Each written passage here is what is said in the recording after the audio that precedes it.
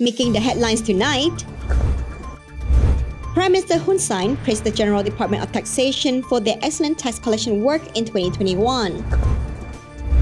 Mr. Cai Remi began the first meeting of ICHR after becoming the new ICHR representative. The UN Food Chief warned that the war on Ukraine was threatening to devastate the World Food Programme's efforts to feed some 125 million people globally. Portugal beats North Macedonia 2-0 to qualify for the World Cup finals in Qatar. And Senior Minister Sun Chantol said that the growth of EV in Cambodia will contribute to the path of carbon neutrality by 2050. This is the Daily Roundup on EAC News Channel. A very good evening to you. I am Dekanin. Prime Minister Hun Sen praised the Director General of the General Department of Taxation, Mr. Kongvit Bo, and all officials of the General Department for their excellent tax collection work in 2021, which collected more than 124.02% of the plan. He considers that this is the history of tax collection that the General Department has achieved. EAC News reporter Sri Puakong has more details. In a letter sent to the General Department of Taxation dated 24 March 2022, Prime Minister Hun Sen stated that the tax collection received in 2021 showed the leadership that adhered to principle of good governance, as well as the willingness of the leadership of the General Department of Taxation. He said that the tax collection in excess of the plan shows the strength of the economy, the strength of Cambodia's independence and sovereignty. In the letter, he wrote, "Indeed, the internal tax revenue collected by the General Department in excess of the above plan really reflect the strength of national economy. Despite the difficult circumstances that Cambodia has been facing the COVID-19 crisis epidemic and clearly demonstrate the strength of Cambodia's independence and national sovereignty." Prime Minister announced his support for the measure taken by the General Department of Taxation to increase the efficiency and transparency of revenue collection. Tax revenue in 2021, the General Department of Taxation collected more than $2,700 million, while the financial plan for 2021 is set at more than $2,200 million. This means that the General Department of Taxation in 2021 collected more than $500 million in excess tax. Sri Puakong, EAC News. The chairman of the Cambodian Human Rights Committee, Mr. Cai Remi, began chairing the first meeting of the ASEAN Intergovernmental Commission on Human Rights ICHR after becoming the new ICHR representative from 2022 to 2024. EAC News reporter Anthony Ellis has the details. The meeting will last for 3 days from the 30th of March to April 1st, 2022 via video conference. Sling Chenda, a member of the Cambodian Human Rights Committee and assistant of the AICHR, told reporters today's meeting is focused on the briefing on the AICHR, discuss the activities of the AICHR in the past and continue to discuss some documents that are planned to be implemented in 2022 and also discuss human rights issues in some ASEAN regions. He said, "This morning a representative of the country expressed this interest is in the Myanmar issue. At the same time, the Myanmar representative explained that it is doing something related to the promotion and protection of the human rights in Myanmar, mentioning what he strives for and is providing services such as healthcare and other social assistance systems to help people." He said the reason why AICHR did not interfere in Myanmar's affairs was because of the ASEAN Charter of the AICHR Charter, which needed to be consulted of all parties to be able to negotiate. He said, "If we want to bring something to discuss, it needs to work okay from the host country. That is why we can discuss, make recommendations, give opinions or solutions, or any other country raises issues for another country to discuss, and if relevant countries agree, we can discuss." The ASEAN Intergovernmental Commission of the Human Rights, AICHR, was established on the 23rd of October 2009 at the 15th ASEAN Summit in Thailand. The establishment of the AICHR demonstrates ASEAN commitment to pursuing a forward-looking strategy to strengthening regional cooperation on human rights. It is an integral part of the ASEAN organisational structure and a joint governing body with joint responsibility for the promotion and protection of human rights in ASEAN. The AICHR was further strengthened with the promulgation of the ASEAN Human Rights Declaration, adopted in November 2012 by the Phnom Penh Declaration of the approval of the AHRD signed by the ASEAN leaders. In 2022 is the 10th anniversary of the ASEAN Human Rights Declaration, in which the Cambodian Human Rights Commission and the new chair of AICHR will hold a celebration program aimed at informing the public and promoting its implementation to be more comprehensive. Anthony Ellis, EAC News. Kampot Tourism Port has completed 93.41% of the construction work and is scheduled to be fully completed on the 30th of June 2022, which will be an important international tourist port for tourists who travel via the sea, especially tourists that come to Cambodia from Thailand and Vietnam. EAC News reporter Stay Kong has more. While inspecting the progress of the construction of the International Tourist Port in Kampot Province on 29 March 2022, the Minister of Public Works and Transport Sun Chantal said that the project on building the tourist port that is located in Takchu district is built on 4 hectare size, 4.5 meter deep, 300 meter long and capable of carrying 300 to 400 passengers. The construction project is financed by the ASEAN Development Bank ADB of nearly $10 million. The port is an important international seaport for connecting tourists to the southern islands and connecting Kampot province of Cambodia to the world. Through this port, it will further promote and development of tourism and related sector in Kampot province, Boko Mountain Resort, and Cambodia's coastal destinations. In addition, the port has contributed to the development of tourism in Kampot, creating job opportunity, increasing income, and improving people's livelihoods. The port is also part of project to develop tourism infrastructure for sustainable growth in the Greater Mekong sub-region. Srepokong, EAC News. Secretary of State of the Ministry of Social Affairs, Veterans and Youth Rehabilitation and Secretary General of the Disability Action Council, Mr. Aim Chan Mekara, encouraged and supported financial training related to loans to persons with disabilities so that they have the knowledge to use loans right and does not affect their life. EAC News reporter Anthony Ellis has more details. Addressing the meeting between the Secretary-General of Access Disability Action Council and the partners of Access Good Return Organisation of Chomron Microfinance on the 30th of March of 2022, Mr. M. Chan Makra said that the financial literacy training for the persons with disability is important to ensure their real growth. He said, "I'm impressed and happy to be working with our target group on the financial work, but this does not mean that they have the lend to persons with disabilities. They need to be trained if they can help train officials of Disability Action Council related to finance management before deciding to borrow money from the bank and can be build a plan to reduce debt, to do what income and what costs." Access Program Director An Rokil said that Access has developed an intervention called CAFE that provides education and training to persons with disabilities on knowledge related to loan management, how to manage and repayment. She said through this practice, most persons with disabilities have acquired knowledge and can better manage their loans.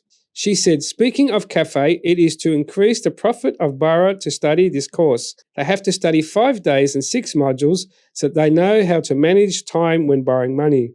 The Australian-Cambodian Partnership of Sustainable and Equity Services, Access, aims to create accessible and ethical finances for persons with disability, aimed to promoting entrepreneurial activity and generating sustainable income. A report on the assessment of the need to access financial education and access finance for persons with disability in Cambodia shows that 76% of persons with disabilities do not monitor their family's finances and 50% lack confidence in their ability to save money. 80% feel that they are too stressed or severe about their family financial situation. However, 90% of persons with disabilities see that the benefits of training to help them manage their finances, while 10% say they have already received training. A female domestic elephant that was lured into the forest by a male wild elephant 2 years ago gave birth to a baby while it was being cared for by the indigenous Phnom people in Mondulkiri province.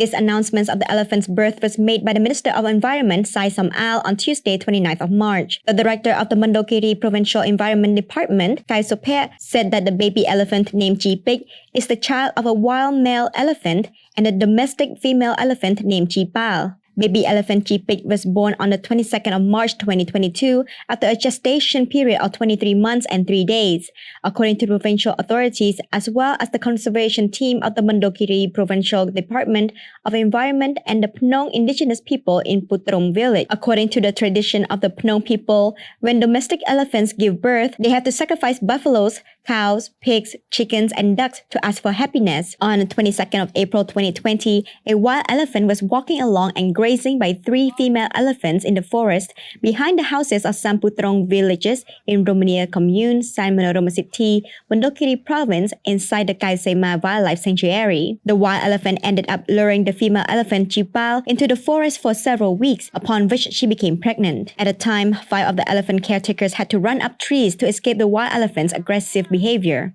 Dekanin, EAC News. On the morning of Wednesday, 30th of March 2022, another 3.5 million doses of COVID-19 vaccines from the aid of the Chinese government, as promised by the Chinese president, were delivered to Cambodia. EAC News reporter Saipo Kong has more details. Secretary of State for the Ministry of Health Yu Sambat said that the Chinese aid vaccine would be used to boost the injection process. She also said that the remaining more than 10 million doses that China will continue to send to Cambodia when needed and in accordance with the vaccination plan of the Cambodian side. The Economic and Commercial Counselor of the Chinese Embassy in Cambodia, Wu Kukwang, said China is committed to helping Cambodia survive from the threat of COVID-19. He further confirmed that in the future, China will send more COVID-19 vaccines to Cambodia. On 18 March 2022, during a telephone meeting with Prime Minister Hun Sen, Chinese President Xi Jinping confirmed to the Prime Minister that China would provide an additional 20 million doses of COVID-19 vaccine to Cambodia. As of 29 March 2022, Cambodia has vaccinated 92.62% of its 16 million people. The vaccine used in Cambodia are Sinopharm, Sinovac, AstraZeneca, Janssen, Moderna, and Pfizer. Sri Pokong, EAC News. Cambodia has reported 33 new COVID-19 cases. There are no new imported cases.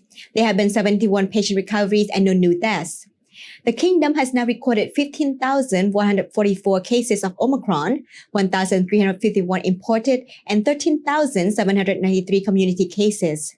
Cambodia's COVID-19 case tally has now climbed to 135,585. The death toll stands at 3,054. The number of patients treated successfully since the pandemic reached Cambodia is 131,598, and the tally for imported cases is at 21,208. Healthcare workers are currently treating a total of 857 patients.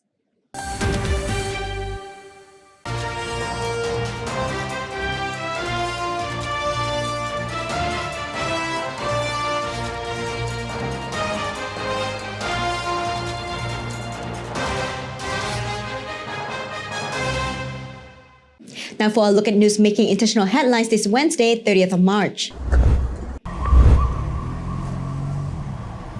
An Arab gunman killed at least 5 people in a Tel Aviv suburb on Tuesday, 29 March before he was fatally shot. The National Ambulance Service said in the third deadly attack in Israel in a week. Israel is facing a wave of moderate Arab terror. Prime Minister Naftali Bennett tweeted after the shooting in Bnei Brak, a Jewish ultra-Orthodox city on the outskirts of Israel's commercial capital. The shooting raised to 11 the number of people killed by Arab gunmen in Israel over the past week. The sharpest spike in attacks on city streets in years. Israeli media reports quoting unidentified security officials said the assailant was a Palestinian from a village near the city of Jenin in the occupied West Bank. The Morgan David Adom Ambulance Service said he shot dead 5 people.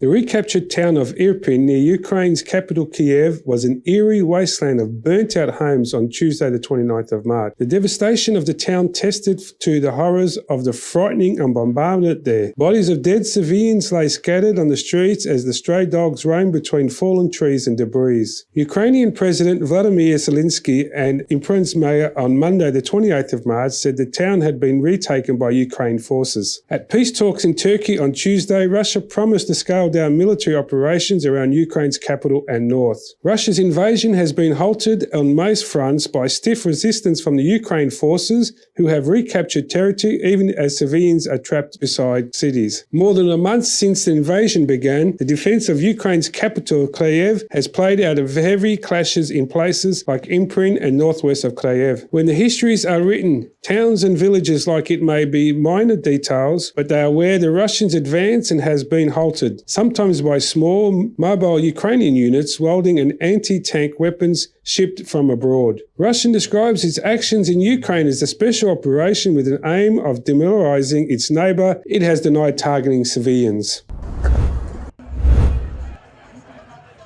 And Haitian demonstrators took to the streets of Haiti's capital, Port-au-Prince, on Tuesday, March 29, to demand an end to the rising insecurity that has hit the Caribbean island in recent months. Protesters marched against kidnapping, murder, and rape, which they say is happening daily with impunity. Demonstrators blocked streets and set fire to barricades to demand Prime Minister Ariel Henry's government to do more to address a crime wave. The rally in Port-au-Prince coincided with the 35th anniversary of the signing of the country's constitution.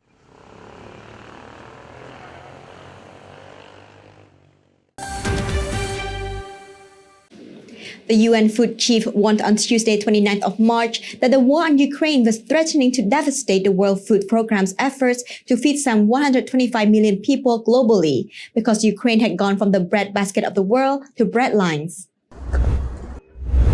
At the UN Security Council, World Food Programme Executive Director David Beasley told the members that the war on Ukraine will have a global impact beyond anything that the world has ever since seen World War II. He said that 50% of the grain bought by the WFP comes from Ukraine, and now that the farmers are on the front lines, this world is devastated with the WFP operations. The crisis was compounded by a lack of fertilizing products coming from Belarus and Russia. We were already, because of fuel prices, food pricing, shipping costs, beginning to cut rations for millions of children and families around the world in countries like, let's say, Yemen, where we had just cut 8 million people down to 50% rations, and now we're looking to go to zero rations.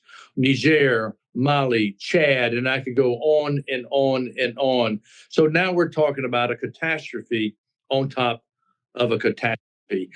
Russia's UN ambassador, Vesely Nabezia, rejected accusations that Moscow's actions in the Ukraine had caused serious turbulence in the global food market.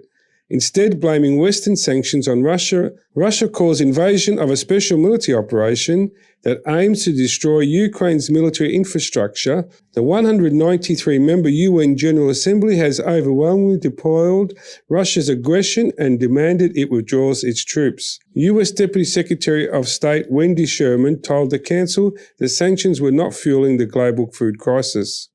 The responsibility for waging war on Ukraine and for the war's effects on global food security falls solely on President Putin.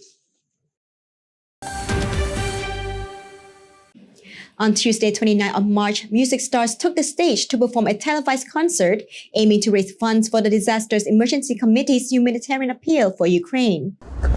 Not knowing what The 2-hour concert took place in the British city of Birmingham, including the chart topper like Ed Sheeran and Camila Cabello.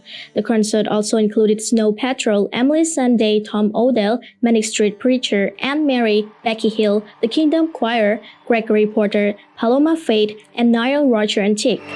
It's such an important cause, an event. I'm so honored to be here. Ukrainian singer Jamila, who won the 2016 Eurovision Song Contest, delivered her emotional hit 1944 while holding a Ukrainian flag. Our souls, yes,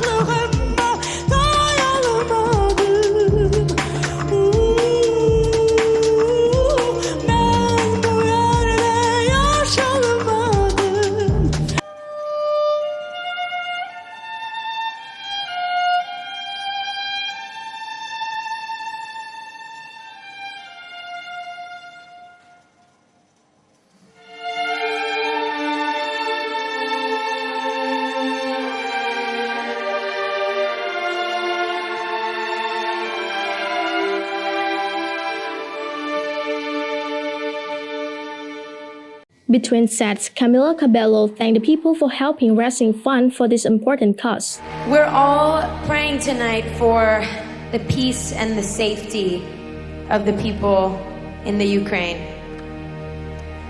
Thank you guys so much for being a part of this super important fundraiser, and please continue to give anything you can.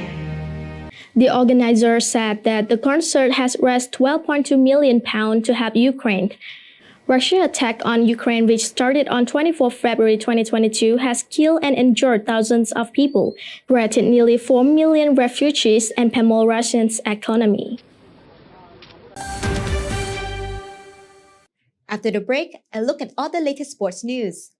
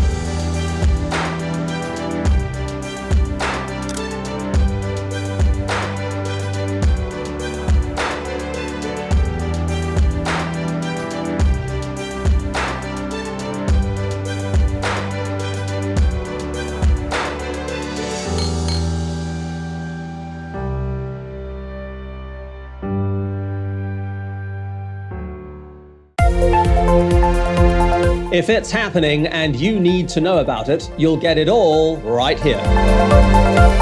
EAC News brings you updates and breaking news in English across all of our platforms and channels. The EAC News app, YouTube, Facebook, Telegram, Twitter, and our website www.eacnews.asia. Join me and the rest of the EAC News team every day on your favorite channels.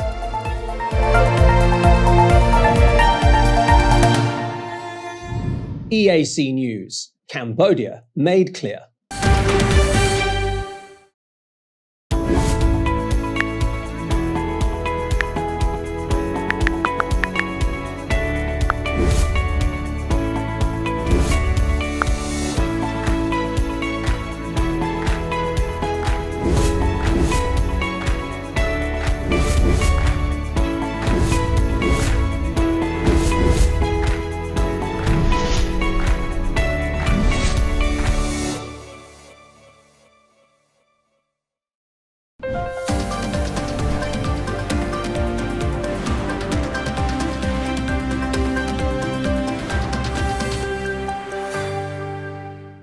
Portugal's Bruno Fernandes scored a clinical double as his side beat stubborn visitors North Macedonia 2-0 to qualify for the World Cup finals in Qatar after a tense European playoff tie on Tuesday, March 29.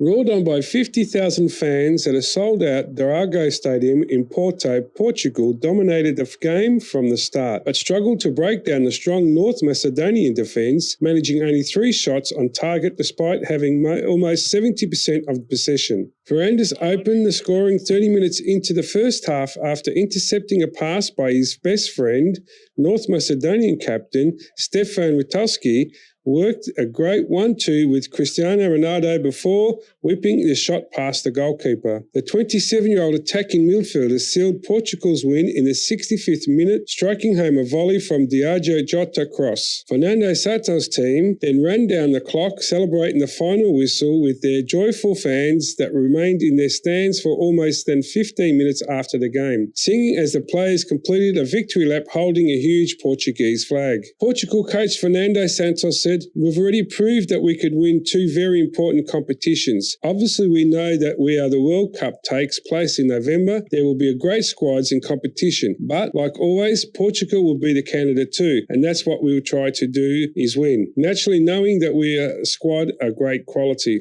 I always tell my players a very simple thing. When our team at least equals opponent, then the quality of talent of our players. And we have players of enormous quality. The quality of talent of these players have a tendency to win the match. When we only have the talent, but we lack our organisation, we have difficulties, of course. Portugal, who won the 2016 European Championship in France and the 2019 UEFA Nations League at home, qualified to the 6 straight World Cup finals and have not missed a major international competition in the last 20 years. I have already won 2 competitions. I hope I can win the 3rd one in Qatar, Kate Shantos told the conference. Portugal was pushed into the playoffs after finishing 2nd in Group A, having lost their final game at home in Serbia 2-1 in November 2021. That had left them needing to win 2 consecutive elimination games to qualify, with last week's win over Turkey, where they survived a light drama setting and a decider against North Macedonia, who has stunned Italy with their opening match. It was a nervous occasion of Porto in Tuesday, but Portugal dominated and avoided any surprises from the underdogs who did not have a shot on target.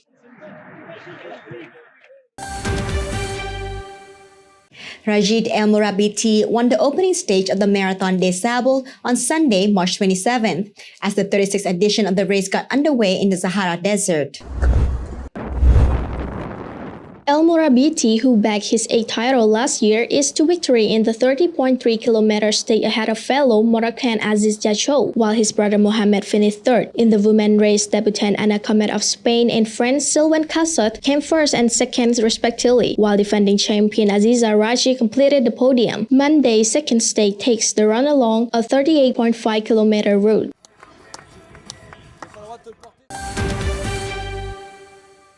Thomas Partey's early strike via a goalkeeper error helped Ghana secure a 1-1 draw with host Nigeria in Abuja on Tuesday, March 29th, as they became the first African side to book a place at the World Cup in Qatar.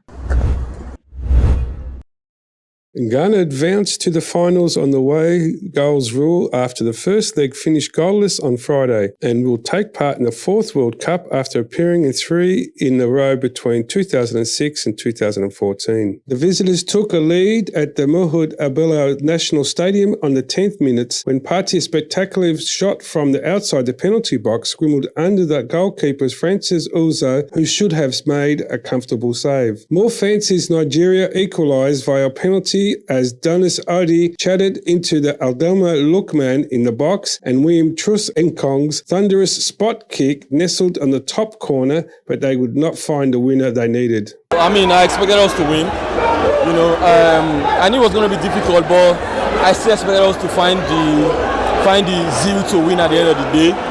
But this was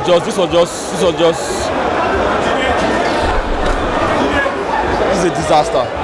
We know that these are our geographical rivals, our rivals in the match, so we knew that tensions were going to be high, but I don't think any of us expected it to turn into violence on the pitch, destruction. It's a shame. It really is a shame. And it shouldn't happen like this. Football is, in a match like this, we know somebody will go through, somebody will not. But it is disappointing for us that Nigeria is not the team that's gone through, but it's extra disappointing that Nigerian fans have participated in this type of destruction. Nigeria had qualified for the 6th of the previous 7 World Cups dating back into the United States in 1994, and their absence from the year's tournament will spark an inquest from the country's football authorities. But for Ghana and their newly appointed technical advisor, Chris Horton, is a major triumph in the qualification campaign in which they never really impressed and had a look at the shadow of the side that reached the World Cup quarterfinals in 2010. They defended much of the 90 minutes at Abuja, rarely looking threatening after they scored, but also faced few alarms themselves when Nigeria side divided attack threat. Nigeria thought they had a second win when Victor Osimhen scored, but the VAR correctly ruled he was offside in the build-up. Emmanuel Dennis headed wide for the home side in the second half of the Osimhen sent a bicycle kick past the post, but it was largely comfortably for Ghana in the closing stages as they held on to dismay of most of the 60,000 supporters in Abuja. Now let's have a look at the weather and what you can expect tomorrow.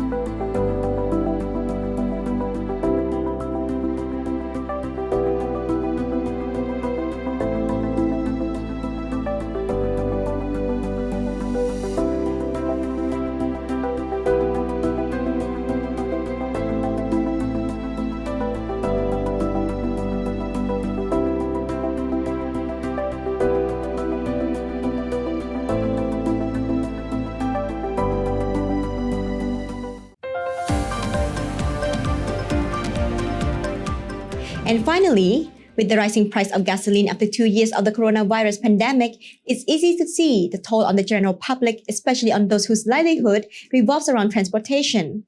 At the Electric Vehicle Showcase and inauguration ceremony of EV charging stations on the morning of 26th of March 2022 at the Ministry of Public Works and Transport, Minister of Public Works and Transport Senior Minister Sun Chantol said that the growth of EV in Cambodia will contribute to the path of carbon neutrality by 2050.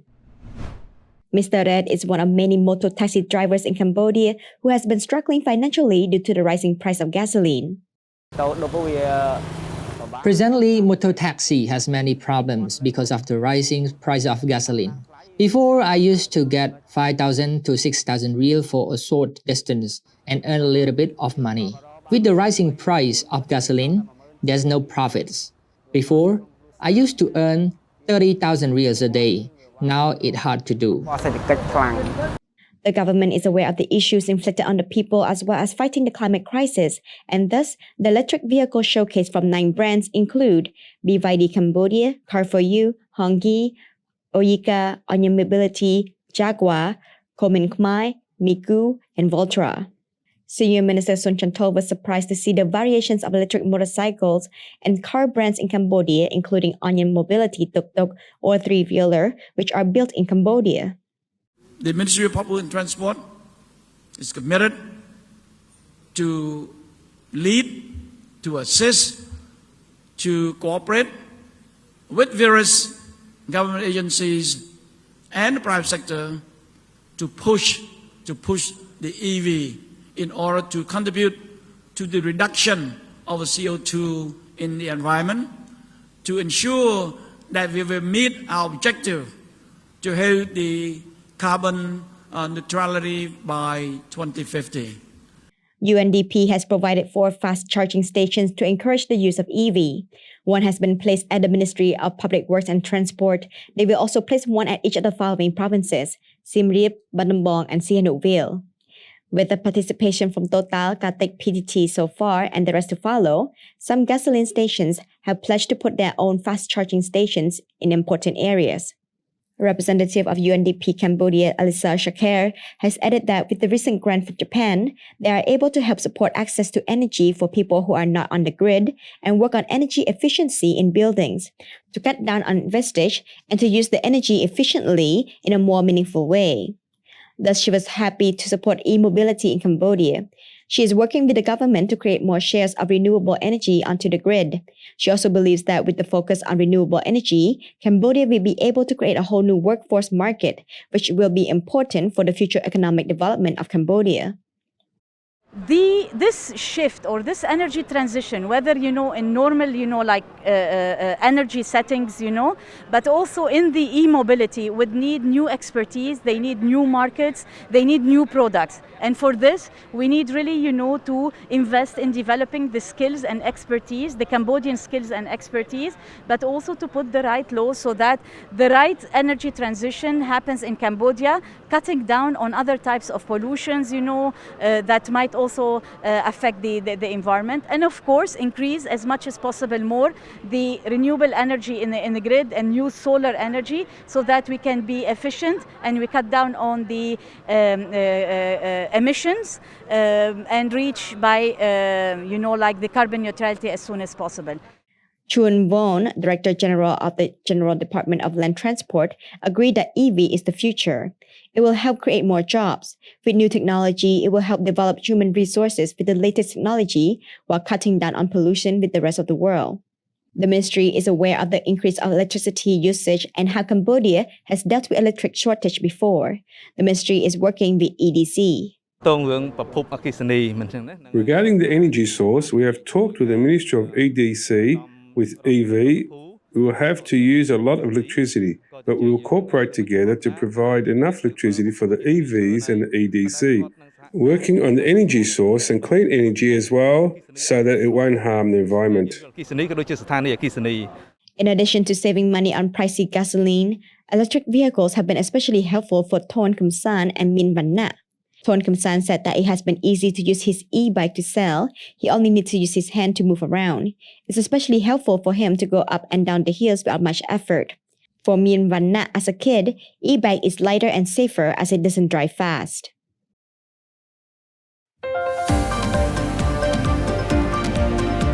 Thank you for watching the Daily Roundup here on EAC News Channel. For more breaking news and updates, check our website eacnews.asia or search EAC News on Telegram, Smart TV, or at your favorite app store. More from EAC News team tomorrow night at 8 p.m. See you then!